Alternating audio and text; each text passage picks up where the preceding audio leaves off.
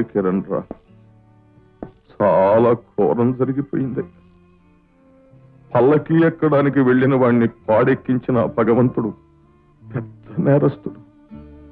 ఇది మొదటి శుభలేఖ అని నా చేతికి అందించిన ఆశీస్సులు పొందిన వాడికి ఇంత ఘోరం జరిగిపోయింది అంటే అతన్ని ఆశీర్వదించిన ఈ చేతులు పాపిష్టి చేతులు.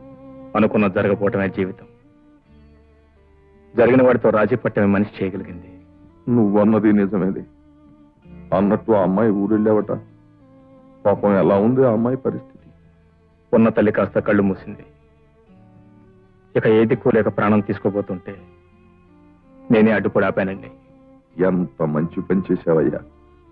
భగవంతుడు నిన్ను చల్లగా చూస్తాడు. భగవంతుడు చల్లగా చూడటం కాదండి, నేను చేసిన పనికి చల్లని మనసుతో మీరు తీర్చాలి. ఏమిటి కిరణ్ నువ్వు అనేది?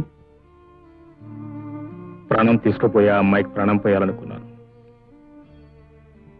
అందుకే ఆ అమ్మాయి మెళ్ళ 3 ముళ్ళు వేశాను. కిరణ్,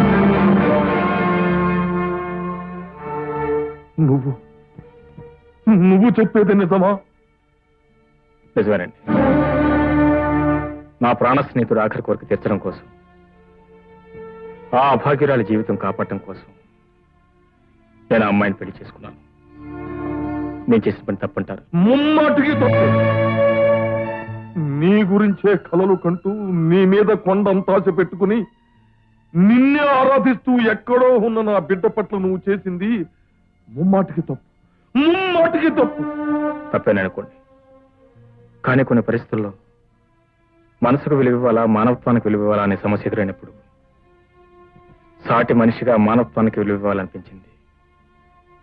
నేను కట్టుకున్న పిల్ల మీ బిడ్డ అయితే నేను చేసిన పనికి మీరేమంటారు? ఆనందించేవాణ్ణి, అభినందించేవాణ్ణి. కానీ నా పరిస్థితి వేరు.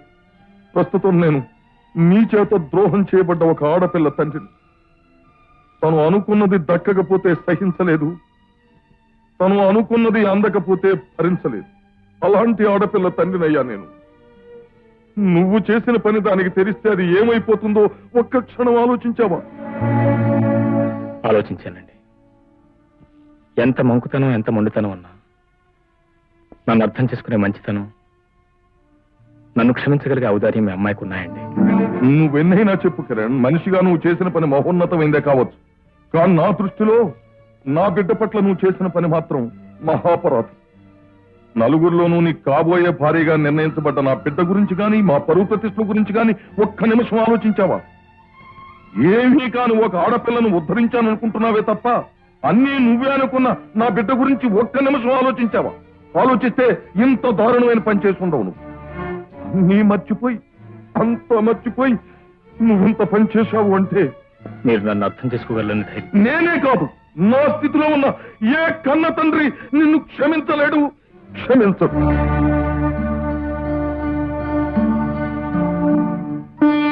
బాధపడకు బాబు. విధి ఎలా జరగాలని నిర్ణయించిందో అలా జరగక తప్పదు. ఇప్పుడు నేను కోరుకునేది ఒకటే నాన్నగారు. ఏమిటి బాబు? గతంలో నేను జ్యోతిని ప్రేమించిన సంగతి కానీ, పెళ్లి చేసుకోవాలనుకున్న విషయం కానీ రాధకు తెలియకూడదు. బాబు, అవును నాన్నగారు. తన కారణంగా నేను జ్యోతిని వదులుకున్నా అన్న సంగతి రాధకు తెలిస్తే రాధ తట్టుకోలేదు. ఆమె సుఖంగా సంతోషంగా ఉండాలంటే ఈ నిజాన్ని రహస్యంగానే ఉంచాలి. ఈ రహస్యాన్ని మనలో దాచుకోవాలి. అలాగే బాబు. For more updates, like, comment, subscribe to our channel. Hey darlings, గంటని click చేయడం మర్చిపోకండి.